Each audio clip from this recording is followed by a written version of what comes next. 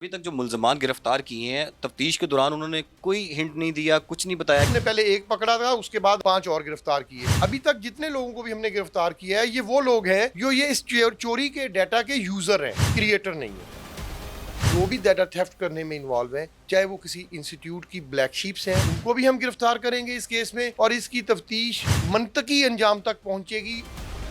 शहबाज गिल के ऊपर जो एफआईआर और जो है इमरान रियाज के ऊपर दायर की गई, कौन सी दफात लगाई गई हैं और किन बुनियादों पर ये एफआईआर दर्ज है? इमरान रियाज खान पे पंजाब ग्रुप ऑफ कॉलेजेस के ऊपर जो वाकया हुआ था, उसमें भी वो हमारा मुल्ज़िम है। उसके खिलाफ कुछ और भी एफआईआर्स हैं, उनको पकड़ने के लिए हम कार्रवाई कर रहे हैं। बहुत से लोग इस बात से लाइलम हैं, जो रियासती इदारों के खिलाफ पोस्ट है उसको फॉरवर्ड कर देते हैं। ये जरा बता दीजिए कि क्या वो लोग भी इसमें शामिल हैं? बिल्कुल शामिल हैं, जो इसको शेयर करते हैं, जो घटिया मीम्स बनाते हैं रियासत पाकिस्तान के खिलाफ या रियासत पाकिस्तान के अदारों के खिलाफ, वो भी जुर्म है। जो उसको शेयर करते हैं, रीट्वीट करते हैं या उसको लाइक करते हैं या उसके ऊपर मजीद घटिया कमेंट्स देते हैं, वो तमाम इसके मुल्ज़िम है। अस्सलाम वालेकुम। पब्लिक डिजिटल के साथ मैं हूं सलेमान अमान और मैं इस वक्त लाहौर के साइबर क्राइम दफ्तर में मौजूद हूं, जहां पर एक मुश्तरका प्रेस कॉन्फ्रेंस की गई है और एक ग्रोह पकड़ा गया है जो कि गैर कानूनी सिमों का इजरा करता था। और इस हवाले से डायरेक्टर पीटीए हमारे साथ मौजूद है। अच्छा मैडम, बताइएगा कि इसका सुराग आपको कैसे मिला? इसका सुराग हमें ऐसे मिला कि पीटीए एक तो इनकी एक्टिवली मॉनिटरिंग कर रहा होता है, जो फ्रेंचाइज सिम्स इशू करते हैं उसको हम मॉनिटर कर रहे होते हैं। इसी सिलसिले में हमें एक कंप्लेंट भी रिसीव हुई, जिसमें एक साहब की कंप्लेंट ये थी कि जी मेरी सिम्स मेरे सीएनआईसी पर एक्स्ट्रा सिम्स इशू हुई हुई हैं जो मैंने खुद इशू नहीं कराई हैं। उसकी इन्वेस्टिगेशन हमने की तो हमें पता चला कि एक इसमें फ्रेंचाइज का रिटेलर इन्वॉल्व है और वो अपनी डिवाइस यूज़ कर रहा है इस किस्म की एक्टिविटी के लिए, जिसमें लोगों के फिंगरप्रिंट्स यूज़ करके वो सिम्स इशू कर रहे हैं।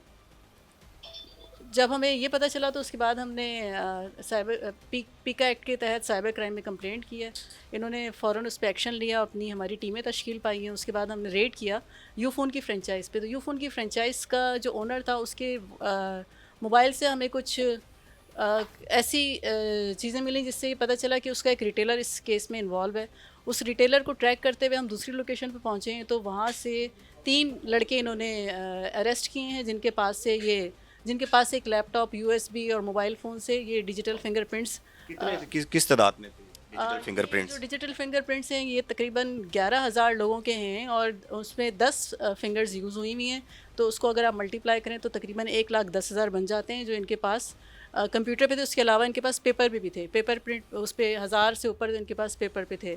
तो यही फिंगरप्रिंट्स फिर ये मल्टीपल टाइम्स लोगों की सिम्स इशू करते हैं और लोग जिनको पता नहीं चलता उनका सीएनआईसी पे ये एक्टिविटी रिपीटेडली होती रहती है। अच्छा मैडम, ये बताइएगा कि ये किस तरह करते हैं? लोगों को कैसे झांसा दे के उनके फिंगरप्रिंट्स ले लेते हैं? क्या उन फिंगरप्रिंट्स को जो देने वाले हैं उनको पता होता है? ये फिंगरप्रिंट्स लोगों के खुद नहीं दिए हुए हैं, ये फिंगरप्रिंट्स इनको मिले हैं। ये डेटा लीक हुआ है किसी ऐसी एजेंसी से जहाँ पर लोगों के 10 कह सकते फिंगर हैं नादरा वगैरह? हाँ, जहाँ पर भी आप 10 फिंगरप्रिंट्स देते हैं, क्योंकि इनके पास से जो फिंगरप्रिंट्स निकले हैं सीएनआईसी के अगेंस्ट वो 10 हैं। हर सीएनआईसी के अगेंस्ट आपके 10 फिंगरप्रिंट्स वहाँ पे हैं। तो इसका मतलब ये है कि फिर ये किसी ऐसी एजेंसी से डेटा लीक हुआ है कि जहाँ पर 10 फिंगरप्रिंट्स दिए जाते हैं। उसमें ड्राइविंग लाइसेंस भी मेरे ख्याल दिए जाते हैं, नादरा में होते हैं। तो वो डेटा लीकेज है और उस पर अब साइबर क्राइम के साथ हम भी मिलकर काम करेंगे कि डेटा कहाँ से लीक हुआ है, उसको सिक्योर करना पड़ेगा।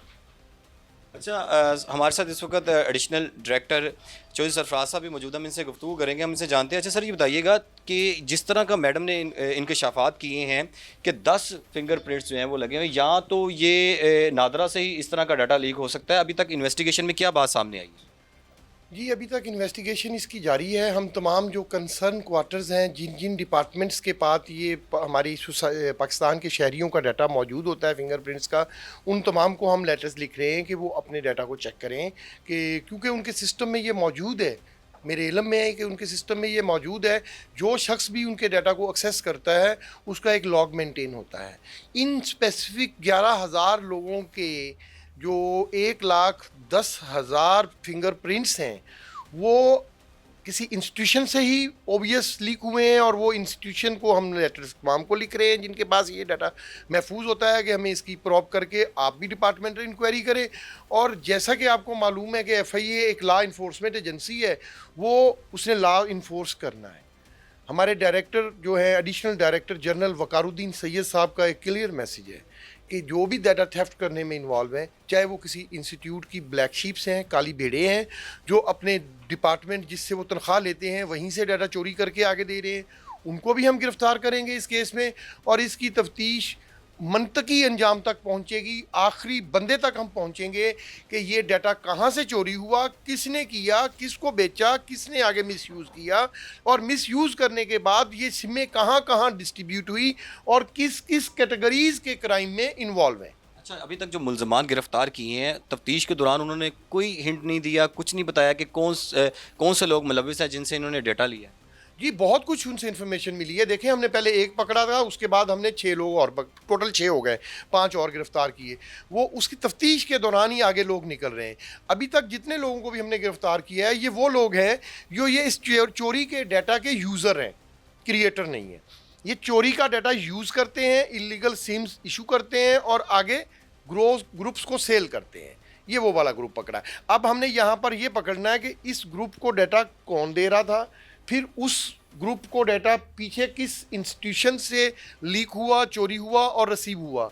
इस तरह की जो एक्टिविटीज़ होती हैं, ये सिम्स के फिंगरप्रिंट्स होना, ये जो सिमें हैं, ये किन कोई गैर कानूनी या कोई संगीन क्राइम में मुलविस होते हैं इस तरह के नंबर्स? बिल्कुल यही, ये होती ही इसलिए हैं।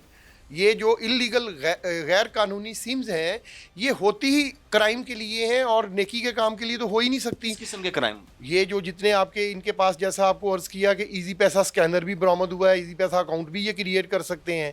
ये इजी पैसा लोगों के फेक अकाउंट, ये जो लोगों को पता ही नहीं होगा कि हमारा इजी पैसा अकाउंट क्रिएट हो गया है, और उनके अकाउंट्स कुछ 200 400 500 अकाउंट क्रिएट करके उसमें लोगों के लाखों रुपए डलवाते हैं और फिर उसको विड्रा करवा लेते हैं, फिर लाखों डलवाते हैं, विड्रा करवा लेते हैं। ये जो क्राइम की जो अमाउंट है, उसको ये जो साइबर स्पेस पे फाइनेंशियल इंस्टीट्यूशन में ये जो क्रिमिनल्स हैं, जब उनको ट्रैवल करवाते हैं तो कहीं से तो उन्होंने उसको विड्रा करवाना है। तो जैसे ही वो लोगों के अकाउंट से, फाइनेंशियल अकाउंट से, फाइनेंशियल जितने भी उनके इंस्टीट्यूशंस हैं, चाहे इजी पैसा है, चाहे बैंक्स हैं, या जो भी इदारों में उनके पैसे पड़े हैं, वो उस अकाउंट में से ट्रैवल करके किसी फेक अकाउंट में आते हैं, उनमें से ये क्रिमिनल लोग फिर विड्रा करवाते हैं। अच्छा सर, दूसरी बात मैंने ये जानना चाह रहा था कि जब से आप आए हैं, काफ़ी एक्टिव है साइबर क्राइम विंग, ये बता दीजिएगा पीका एक्ट के तहत जो है वो सहाफ़ियों के खिलाफ भी पर्चे होंगे, इसका क्राइटेरिया क्या अभी तक जो है वो तय किया गया है? आपका बहुत खूबसूरत सवाल है।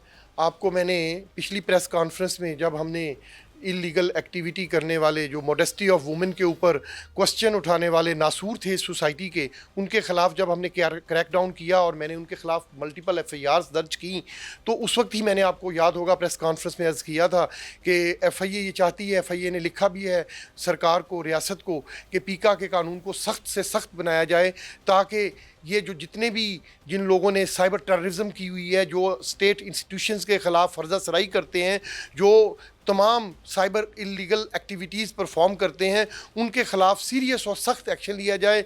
मैं शुक्रगुज़ार हूँ गवर्नमेंट ऑफ पाकिस्तान का कि उसने इस बात के ऊपर सख्त एक्शन लिया और किसी हद तक पीका के कवानीन को सख्त किया।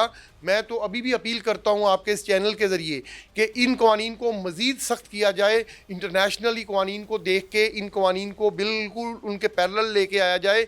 जहाँ तक सवाल रहा इसके मिसयूज़ का, सहाफ़ियों के ऊपर पर्चों का, तो वो बिल्कुल गलत बात है। शहबाज गिल के ऊपर जो FIR और जो है इमरान रियाज के ऊपर दायर की गई, इसमें मुद्दई स्टेट है, और दूसरा ये कि कौन से दफ़ात लगाई गई हैं और किन बुनियादों पर ये FIR दर्ज की गई? आपका बड़ा वास्ट सा क्वेश्चन है, क्योंकि इमरान रियाज खान पे पंजाब ग्रुप ऑफ कॉलेजेस के ऊपर जो वाक़या हुआ था 168/24 FIR, उसमें भी वो हमारा मुलज़म है।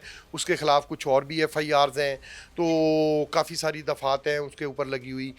इसी तरह से ये जो मॉडेस्टी ऑफ वुमेन पे जब UAE की एक्सीलेंसी पाकिस्तान के अंदर तशरीफ़ लाई थी, उसके जाली मीम्स और घटिया ख़वातीन के साथ तस्वीर बनाई गई, घटिया तस्वीर को पब्लिश किया गया, उसको ट्रेंड बनाया गया, उसको लाइक किया गया, उसको शेयर किया गया, उसके ऊपर ड्रामा रचाया गया।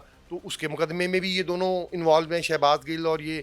तो उनको पकड़ने के लिए हम कार्रवाई कर रहे हैं। हमने उनके नाम, तो इंस्टीट्यूशन ने तमाम जो भी हमारे लीगल रस्ते हैं उसके ऊपर उनके स्टॉप लिस्ट में उनके नाम है, और नेक्स्ट जो है हम इनके ख़िलाफ़ इंटरपोल को लिख रहे हैं। नेक्स्ट मंथ की कोई डेट है, उस डेट को इनका वो परपेचुकुलर दायमी वारंट जारी हो जाएंगे। उसके बाद हम इंटरपोल को प्रॉपर एक केस बनाकर पैगाम दे दें, ये ज़रा पैगाम दे दें कि कौन से लोग जो है उनको उनके खिलाफ ये कार्रवाई की जा सकती है। बहुत से लोग इस बात से लाइलम हैं, वो किसी भी इस तरह की जो रियासती इदारों के खिलाफ पोस्ट है उसको फॉरवर्ड कर देते हैं। ये ज़रा बता दीजिए कि क्या वो लोग भी इसमें शामिल हैं?